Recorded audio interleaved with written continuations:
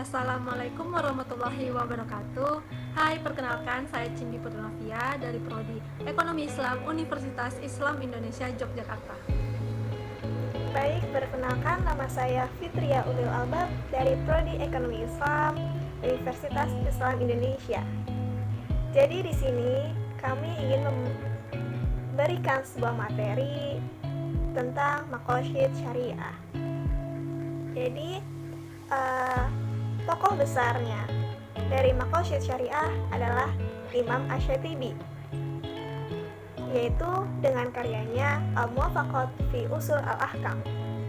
Kemudian jika kita berbicara tentang ateisme dan komunisme, tak bisa kita lepaskan dari Karl Marx dengan dasar kapitalismenya. Kemudian sama ketika kita berbicara tentang Islam, maka tak bisa kita lepaskan dari pegangan kita, yaitu Al-Quran dan As-Sunnah. Sebenarnya di luar mazhab Al-Malikiyah, term maqasid syariah ini kurang terlalu populer ya. Maka dari itu kita lebih banyak mendapatkannya di kalangan ulama mazhab Al-Malikiyah, karena yang awalnya lahir di Madinah banyak yang memakai maqasid syariah dan menggunakannya secara masif. Terasa sekali kan dalam usul fikih Al-Malikiyah betapa kuatnya penggunaan al-masolih, al-mursalah, sod al-doro'i, istihsan, dan istishab sebagai salah satu sumber penggalian hukum. Nah, kita sebagai orang Indonesia yang bermazhab Syafi'i menyebut kata maqasid syariah tidak terlalu akrab, karena maqasid syariah lebih besar di kalangan mazhab Al-Malikiyah. Baik, selanjutnya saya akan menjelaskan pengertian maqasid syariah. Maqasid syariah terdiri dari dua kata, yaitu maqasid dan syariah. Maqasid adalah bentuk jamak dari bentuk tunggal maqasid dan maqsad. Keduanya berupa masdar mimi yang punya bentuk fi'il madi qasada.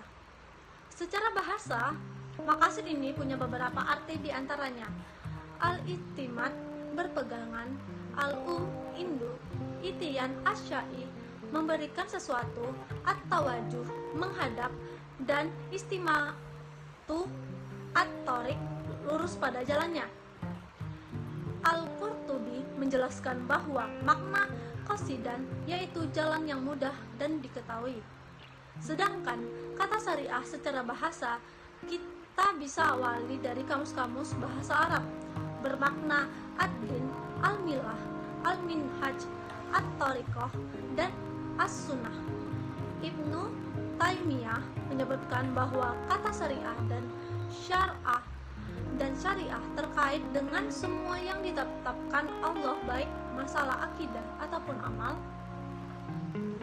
Sedangkan menurut Al-Ghazali di dalam Al-Mustafa ada 5 maqasid syariah, yaitu memelihara agama, jiwa, akal, keturunan, dan harta. Tidak menjelaskan definisi maqasid syariah secara keseluruhan.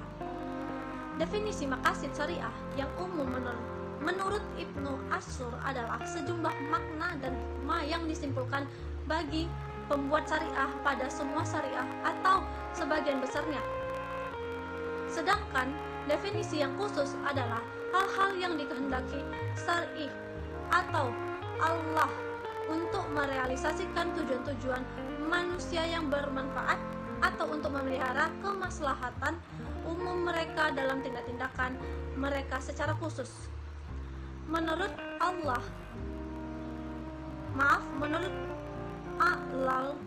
Al-Fasli membuat definisi maqasid syariah adalah tujuan syariah dan rahasia yang ditetapkan oleh syari atau Allah pada setiap hukum dari hukum-hukumnya.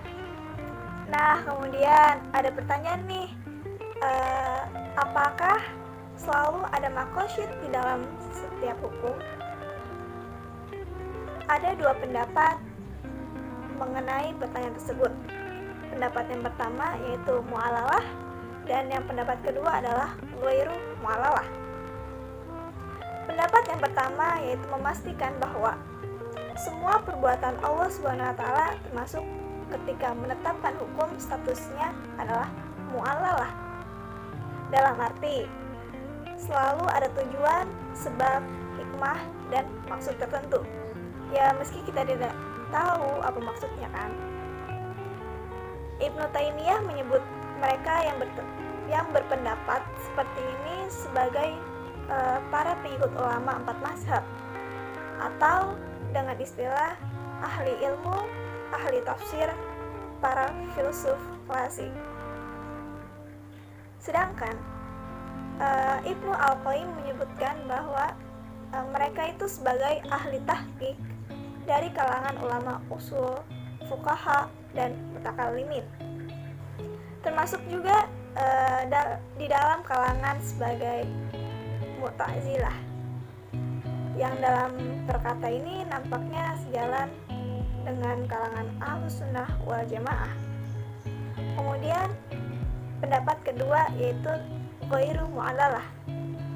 Sedangkan lawannya adalah kalangan yang mengatakan bahwa semua perbuatan Allah Subhanahu wa taala itu tidak mu'allalah. Dalam arti Allah Subhanahu wa taala tidak terikat harus memberikan alasan dari semua yang dilakukannya. Sebab Dia adalah Tuhan yang Maha berkehendak. Maka semua yang dilakukannya semata-mata atas kehendaknya, tanpa harus memberi alasan untuk apa tujuan dan apa maksudnya. Nah, yang dinisbatkan yang mempunyai pendapat seperti ini berasal dari kalangan Asy'ariyah, pengikut Imam Abu Musa al-Asy'ari, dan juga kalangan mazhab Az-Zahiriyah, yang juga dinisbahkan berpendapat seperti ini adalah Al-Qadi Abu Ya'la dan Az-Zaghawani dari kalangan mazhab Al-Hanabilah.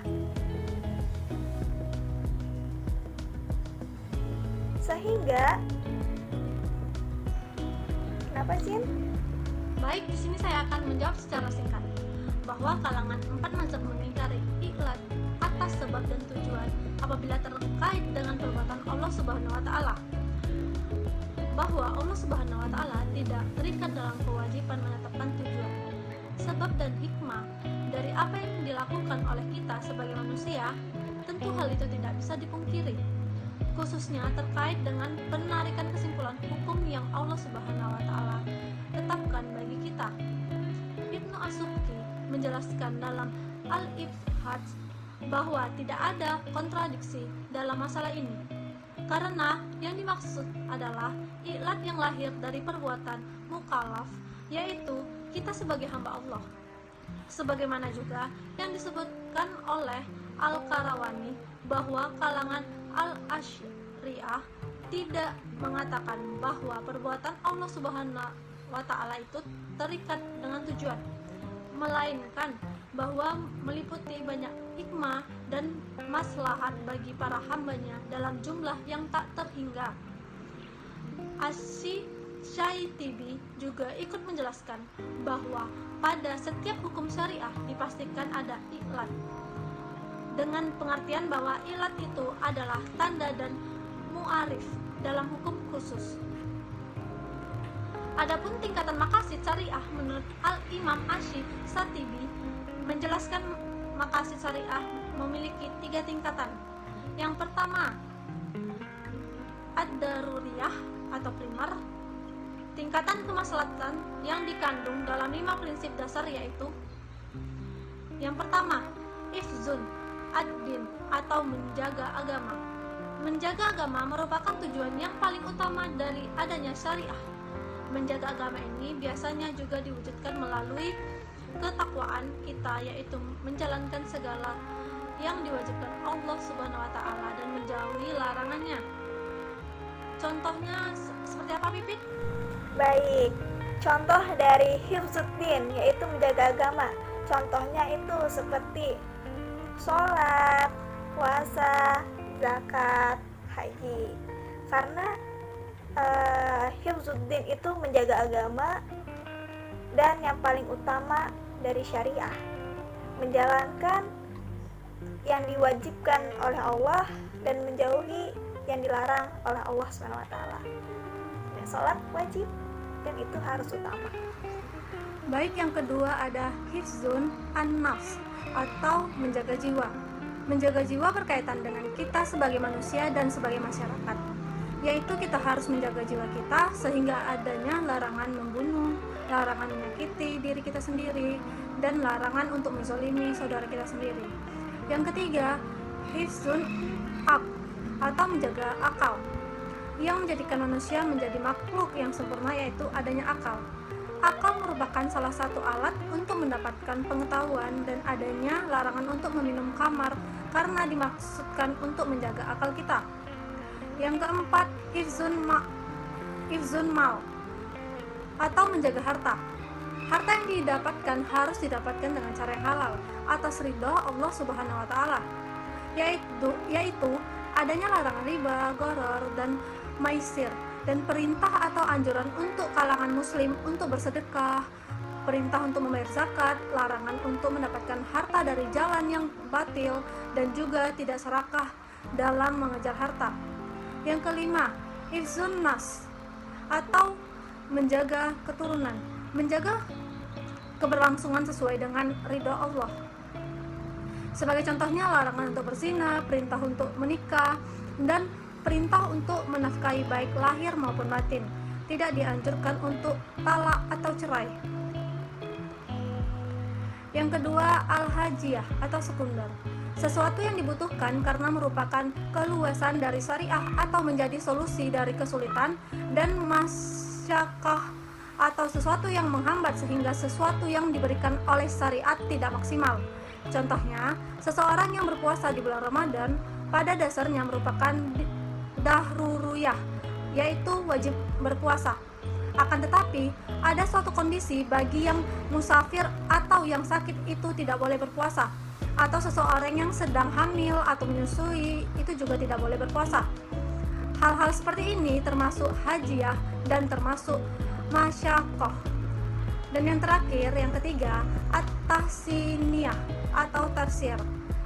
At-tahsiniyah merupakan bentuk dari keistimewaan atau kelebihan. Contohnya, salat fardu 5 rakaat itu sifatnya daruriyah. Kemudian, salat qada atau qasar termasuk al-hajiyah dengan ketentuan-ketentuan tertentu. Dan salat sunnah merupakan at-tahsiniyah atau bersifat tarsir. Maka dari itu, pemerintah memerintahkan untuk sholat tarawih di rumah saja karena sedang pandemi COVID-19 ini. Serta sholat tarawih juga termasuk ke dalam sholat sunnah. Serta sholat berjamaah di rumah saja karena adanya uzur dan dalam keadaan pandemi COVID-19. Seperti yang dikatakan oleh Al-Imam Ibnu Taimiyah, bahwa jenis syariat itu adalah ketaatan kepada Allah, ketaatan kepada Rasul, dan ketaatan kepada perintahnya. Hikmah dari adanya maqasid syariah yaitu untuk memudahkan kita agar lebih memahami dari mengapa diturunkannya syariat Islam. Dengan mengetahui tujuan, kita mengetahui bahwa tidak ada hal yang buruk yang dimaksudkan dari adanya syariat Islam. Kita harus mempercayai bahwa syariat Islam sudah sempurna sejak diturunkannya Quran Al-Maidah ayat 3. Dan tidak ada lagi tambahan atau penyempurnaan dalam aturan yang ada dalam Islam.